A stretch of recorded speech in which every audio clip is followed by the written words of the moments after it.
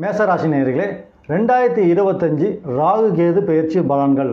வருகின்ற மே மாதம் ராகு பகவானும் கேது பகவானும் ஒரு ராசியிலிருந்து இன்னொரு ராசிக்கு மாற போகிறாங்க. ராகு பகவான் மீன ராசியிலிருந்து கும்ப ராசிக்கு மாற போகிறார்.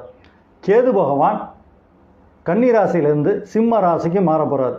ராகு பகவானும் கேது பகவானும் ஒரு ராசியிலேருந்து இன்னொரு ராசிக்கு மாறதுக்கு 18 மாதம் ஆகும். கிட்டத்தட்ட பார்த்தீங்கன்னாக்கா 1.5 வருஷம் ஒரே ராசியில் இருப்பாங்க. ஒரு ராசியிலேருந்து இன்னொரு ராசிக்கு மாறதுக்கு 1.5 வருஷம் ஆகும்.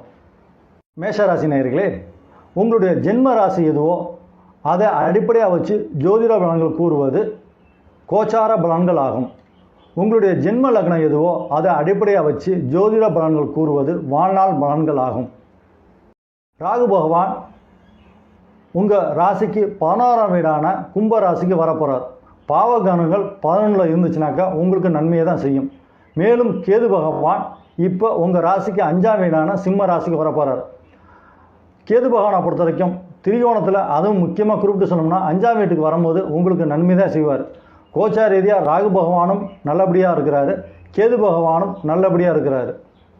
மேஷராசி நேயர்களே, 2025 இந்த வருஷத்தை பொறுத்த வரைக்கும் மே மாதம் முதல்ல ராகு கேது பயிற்சி, அடுத்தாப்புல பார்த்தீங்கன்னாக்கா குரு பயிற்சி. 6/3/2026 தான் வாக்கிய பஞ்சாங்கத்தின் அடிப்படையில் கும்பராசியில் இருக்கக்கூடிய சனி பகவான் மீன ராசிக்கு மாறுவார். உங்களுக்கும் 7.5 சனி ஆரம்பிக்கும். இந்த ராகுகேது பயிற்சியை பொறுத்த வரைக்கும் உங்களுக்கு 100% நன்மையை தான் தரும்.